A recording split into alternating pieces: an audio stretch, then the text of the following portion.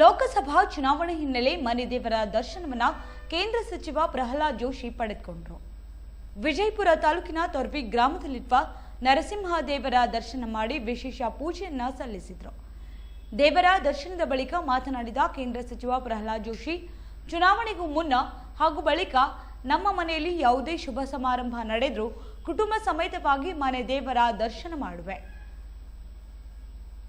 ಧಾರವಾಡ ಲೋಕಸಭಾ ಕ್ಷೇತ್ರದ ಅಭ್ಯರ್ಥಿಯಾದ ಬಳಿಕ ಮುಂಬರುವ 15ರಂದು ನಾಮಪತ್ರ ಸಲ್ಲಿಸುವೆ.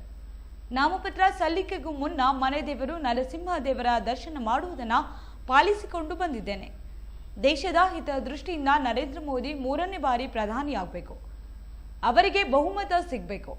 ಅವರು ಪ್ರಧಾನಿಯಾಗಿ ಆಯ್ಕೆಯಾಗಲು ಹೆಚ್ಚಿನ ಎಂಪಿಗಳು ಬೇಕು. ಆ ಎಂಪಿಗಳ ಪೈಕಿ ನಾನೂ ಒಬ್ಬ ಇರಬೇಕೆಂದು ಹೇಳಿದರು. ನಾನು ಚುನಾವಣೆಗಿಂತ ಮೊದಲು, ಚುನಾವಣೆ ನಂತರ ಮತ್ತು ನಮ್ಮ ಮನೆಯಲ್ಲಿ ಯಾವುದೇ ಶುಭ ಕಾರ್ಯ, ನಮ್ಮ ಮಕ್ಕಳ ಮದುವೆ ಎಲ್ಲ ಸಂದರ್ಭದಲ್ಲಿ ನಾನು ಕುಟುಂಬ ಸಮೇತವಾಗಿ ಸಾಮಾನ್ಯವಾಗಿ ಶ್ರೀ ಲಕ್ಷ್ಮೀ ನರಸಿಂಹ ಸ್ವಾಮಿಯ ದರ್ಶನವನ್ನು ತೆಗೆದುಕೊಂಡಿರ್ತೇನೆ. ಇವತ್ತು ಚುನಾವಣೆ ಅಧಿಕೃತವಾಗಿ ನಾನು ಧಾರವಾಡ ಕ್ಷೇತ್ರದ ಅಭ್ಯರ್ಥಿಯಾಗಿ ಘೋಷಣೆ ಮಾಡಿದ್ದ ನಂತರ ನಾನು 15ನೇ ತಾರೀಕು ನಾನು ನಾಮಿನೇಷನ್ ಹಾಕ್ತಾ ಇದ್ದೇನೆ. ಸೊ ಆದ್ದರಿಂದ ಅದಕ್ಕಿಂತ ಮೊದಲು ಯಾವಾಗೂ ಅಭ್ಯರ್ಥಿ ಘೋಷಣೆಯಾಗಿ ನಾಮಿನೇಷನ್ ಹಾಕೋಕ್ಕಿಂತ ಮೊದಲು ನರಸಿಂಹಸ್ವಾಮಿ ದರ್ಶನವನ್ನು ತೆಗೆದುಕೊಳ್ಳೋದು ಪ್ರತಿ ಸರ್ತಿ ಇದೊಂದು ನಾನೊಂದು ಪಾಲನೆ ಮಾಡ್ತಾ ಬಂದಿದ್ದೇನೆ. ಆ ಕಾರಣಕ್ಕಾಗಿ ಬಂದಿದ್ದೇನೆ. ಮೊದಲನೇದಾಗಿ ಇಡೀ ದೇಶದಲ್ಲಿ ದೇಶದ ಹಿತದೃಷ್ಟಿಯಿಂದ ಶ್ರೀ ನರೇಂದ್ರ ಮೋದಿಯವರು 3ನೇ ಬಾರಿಗೆ ಪ್ರಧಾನಮಂತ್ರಿ ಆಗಬೇಕು. ಪ್ರಚಂಡವಾದ ಬಹುಮತ ಅವ್ರಿಗೆ ಸಿಗಬೇಕು. ಆ ಬಹುಮತದ MP ಏನು ಅವ್ರನ್ನ ನಾಯಕನನ್ನಾಗಿ ಚುನಾಯಿಸಿ ಪ್ರಧಾನಮಂತ್ರಿ ಮಾಡ್ತಾರೆ, ಅದರಲ್ಲಿ ನನ್ನನ್ನು ಇರೋ ಹಂಗೆ ಮಾಡಿಕೊಡು ಅಂತೇಳಿ ನಾನು ಲಕ್ಷ್ಮೀ ನರಸಿಂಹ ಸ್ವಾಮಿಯಲ್ಲಿ ಪ್ರಾರ್ಥನೆ ಮಾಡಿದ್ದೆ. ಸರ್, ಈಗ ಬಿಜಾಪುರದ ಜಿಲ್ಲೆ ನೋಡೋದಾದ್ರೆ ಏನು ಸಂಸದರು ಆಯ್ಕೆ ಮಾಡಿದ್ದಾರೆ. ಈಗ ಒಂದನೇದಾಗಿ BJPಯಲ್ಲಿ ಬಂಡಾಯ ಶುರುವಾಗಿದೆ. ಜೊತೆಗೆ ಏನು ಅಂತಂದರೆ ಬಂಜಾರ ಸಮಾಜದ ಮತಗಳೇ ಬೇಡ ಅನ್ನೋ ನಿಟ್ಟಿನಲ್ಲಿ ಹೇಳಿದ್ರು. ಅದಕ್ಕೂ ಕೂಡ ಅವರು ಪ್ರತಿ ಉತ್ತರ ಕೊಡ್ತಾ ಇದ್ದಾರೆ.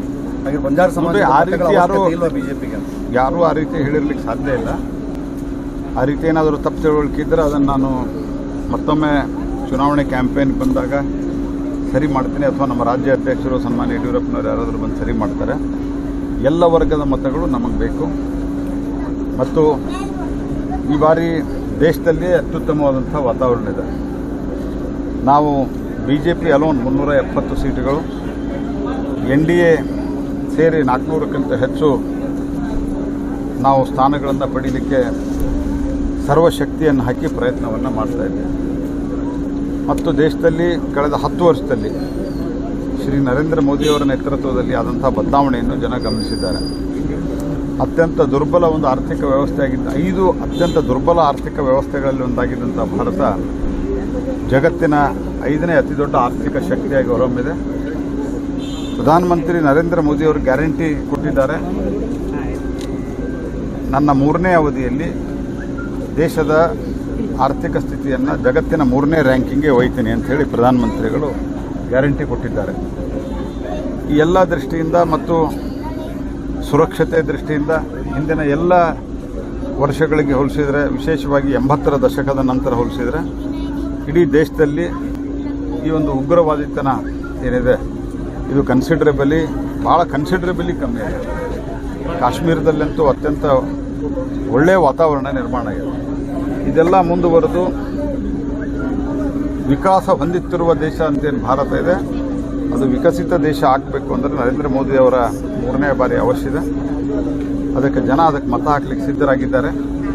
ಇಂಥ ಸಂದರ್ಭದಲ್ಲಿ ಯಾವುದೇ ಒಡಕಿನ ಮಾತು ಬರಬಾರ್ದು ಅನ್ನುವಂಥ ವಿನಂತಿಯನ್ನು ನಾನು ಎಲ್ಲರಲ್ಲೂ ಮಾಡ್ತೀನಿ. ಏನಾದರೂ ತಪ್ಪು ತಿಳುವಳಿಕೆ ಇದ್ದರೆ ಅದನ್ನು ಸರಿ. ರಾಜ್ಯದಲ್ಲಿ ಎಷ್ಟು ಸೀಟ್? ರಾಜ್ಯದಲ್ಲಿ ನಾವು 28ಕ್ಕೆ 28 ಸ್ಥಾನವನ್ನು ಗೆಲ್ಲುವ ಗುರಿ ಇಟ್ಕೊಂಡು ಕೆಲಸವನ್ನು ಮಾಡ್ತಾ ಇದ್ದೇವೆ. ಯತೀಂದ್ರ ಅವರು, ಸಿದ್ದರಾಮಯ್ಯನವರು ಮಾತನಾಡುವ ಭಾಷೆಯನ್ನು ನೋಡಿದರೆ ನಿಮ್ಗೆ ಅರ್ಥ ಆಗ್ಬೋದು. ಬಾಯಿಗೆ ಬಂದಂತೆ, ಮನ ಬಂದಂತೆ ಏಕವಚನದಲ್ಲಿ ಟೀಕೆಯನ್ನು ಮಾಡ್ತಾರೆ. ದೇಶದ ಗೃಹ ಮಂತ್ರಿಗಳು ಜನ ಸ್ವೀಕಾರ ಮಾಡಿದ್ದಾರೆ. ಇವರು ಹತಾಶರಾಗಿ ಅವರು ಸರ್ಟಿಫಿಕೇಟ್ ಕೊಡುವ ಮಟ್ಟಕ್ಕೆ ಹೋಗಿದ್ದಾರೆ. ಎಲ್ಲದಕ್ಕೂ ಸಿದ್ದರಾಮಯ್ಯನವರು ತಮ್ಮ ಎಲ್ಲ ಫೇಲ್ಯೂರ್ಗಳಿಗೂ ಸಹಿತ ಕೇಂದ್ರ ಸರ್ಕಾರವನ್ನು ದೂಷಿಸ್ತಾ ಕಾಲಹರಣವನ್ನು ಸಿದ್ದರಾಮಯ್ಯನವರು ಮಾಡ್ತಿದ್ರೆ, ಅವ್ರ ಮಗ ಸರ್ಟಿಫಿಕೇಟ್ ಕೊಡುವ ಹಂತಕ್ಕೆ ಹೋಗಿದ್ದಾರೆ.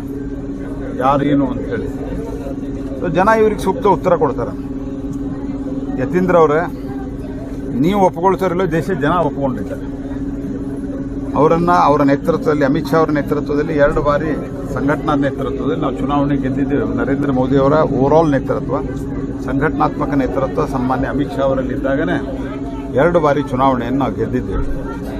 ಹಾಗಾಗಿ ಹಲವಾರು ರಾಜ್ಯಗಳನ್ನು ಗೆದ್ದಿದ್ದೇವೆ. ಕರ್ನಾಟಕದಲ್ಲಿ ಒಂದು ಗೆದ್ದಿವೇನು ದುರಹಂಕಾರದಿಂದ ಮರಿಬೇಡ್ರಿ.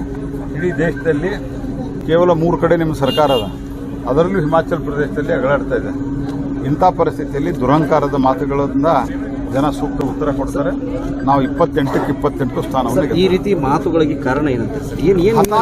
ಹತಾಶೆ ಆಗಿದೆ. ಸೋಲ್ತೀವಿ ಅನ್ನೋದು ಕಣ್ಣಿಗೆ ಕಾಣ್ತಾ ಇದೆ. ಅಲ್ಲೇ ಸಿದ್ದರಾಮಯ್ಯನವರ ಕ್ಷೇತ್ರದಲ್ಲೇ ಆ ಲಕ್ಷ್ಮಣ್ ಅವರು ಡಿಪಾಸಿಟ್ ಬಂದರೆ ಸರಿ ಅನ್ನುವಂಥ ಸ್ಥಿತಿಗೆ ಅವರು ಬಂದು ತಲುಪ್ತಾ ಇದ್ದಾರೆ.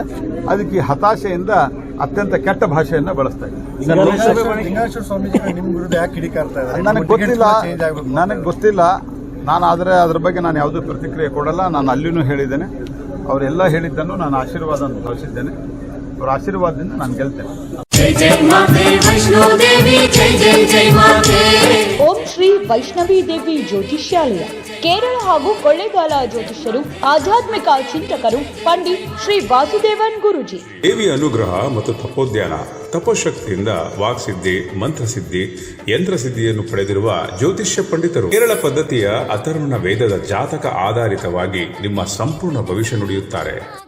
ನಿಮ್ಮ ಸಮಸ್ಯೆಗಳಾದ ವಿವಾಹ, ಸಂತಾನ, ದಾಂಪತ್ಯ ತೊಂದರೆ, ಶತ್ರುಕಾಟ, ಭೂಮಿ ವಿಚಾರ, ಸಾಲಬಾಧೆ, ಲೈಂಗಿಕ ಸಮಸ್ಯೆ ಹಾಗೂ ದುಃಖ, ಧನ ದಾರಿದ್ರ್ಯದಂತಹ ಇನ್ನು ನಿಮ್ಮ ಜೀವನದ ಯಾವುದೇ ಘೋರ, ನಿಗೂಢ, ಗುಪ್ತ ಸಮಸ್ಯೆಗಳಿದ್ದರೂ 100ಕ್ಕೆ 101ರಷ್ಟು ಪರಿಹಾರ ಮಾಡಿಕೊಡುತ್ತಾರೆ.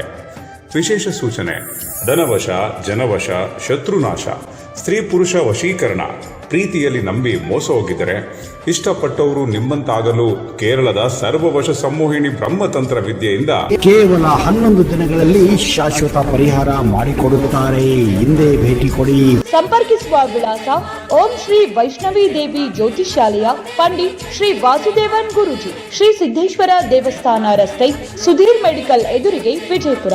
Mobile number 9964511144.